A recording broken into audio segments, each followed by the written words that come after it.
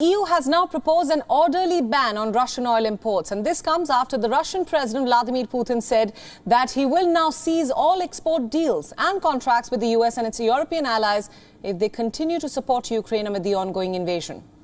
The European Commission President Ursula von der Leyen has now presented the sixth package of sanctions against Moscow, in what is being seen as a retaliatory action against Moscow for its ongoing assault on Ukraine.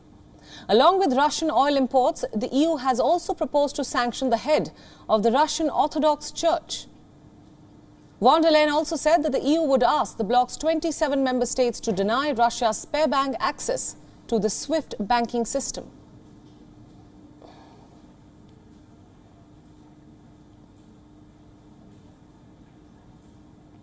Meanwhile, the Russian forces have now launched a blistering attack on the Azovstal steel plant in the city of Mariupol. The Russian artillery and planes are now targeting the besieged steel plant.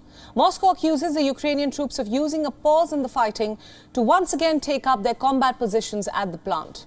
Russia says that they are destroying Ukrainian firing positions, while Mariupol's mayor says that more than 200 civilians were still holed up in Azovstal. Thick black smoke could be seen rising from the destroyed steel plant after shelling.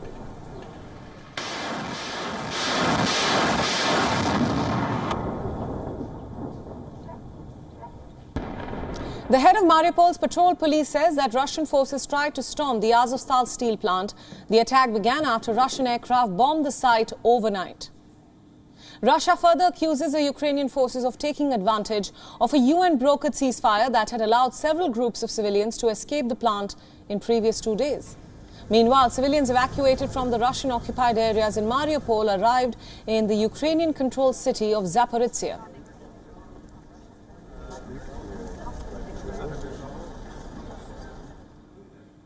And for more details about where this war is headed, joining us live from Riga in Latvia is our correspondent William Denslow. William, thanks so much for joining us.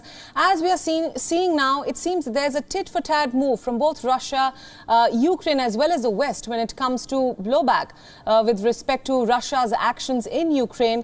Russia earlier said it's going to halt crucial export deals, and now the EU has responded with a sixth tranche of sanctions, so to speak.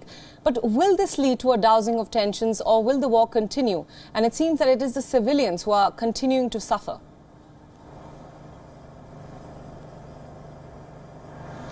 It's absolutely right, and more reports of fatalities so far today. What we're hearing is that at least 21 people have died in the Donetsk region in the east of Ukraine.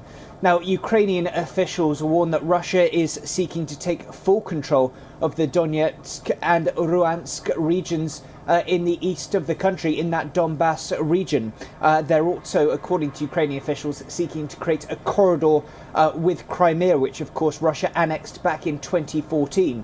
This, of course, comes just around 24 hours after we heard from a US official who said that they had credible information that Russia was seeking to hold referendums in the Luhansk and Donetsk regions as early as the middle of this month, saying that they were then seeking to annex those regions, describing this as straight out of the Kremlin's playbook. Now, as far as Russia is concerned, well, the message from Russian officials is that their objectives are purely to see the likes of denazification. They also say that their goal is to help protect civilians on the ground as well as to establish Russian security. Right. William, let's talk about what the EU chief has now said. She has rather called for a ban on Russian oil exports and imports rather. But this is going to have widespreading ramifications for the continent at large. Putting a ban on Russian oil imports is very easy, to say the least. But what kind of impact will it have on the citizens who are already battling a rising cost of living? Absolutely. The message from Ursula von der Leyen, the European Commission chief, is that this will be a phased period. It could take about 6 months before they see this winding down of their reliance on Russian oil, hoping to really see a ban on the Russian crude come into effect by the end of this year. But, of course, there are believed to be a couple of potential holdouts. Slovakia have suggested that they might need some extra time to wean themselves off Russian oil. We've also heard from Hungary's leader Viktor Orban, who said that in the past that a ban or an embargo on Russian oil would be a red line for them, considering how reliant they are on these fuels. Now, the message from Ursula von der Leyen is that there can be some adaptability.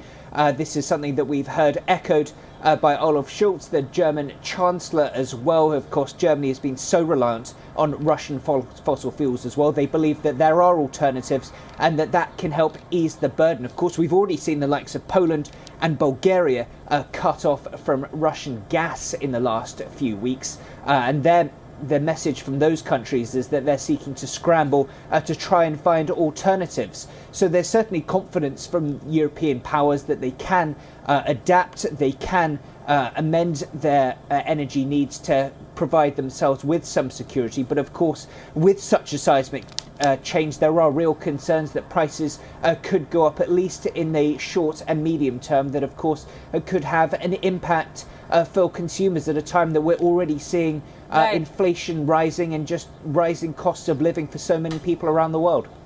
Right, William, thanks so much for summing that for us on WION at this hour, and thanks for joining us with the latest updates. WION World is One is now available in your country. Download the app now and get all the news updates on the move.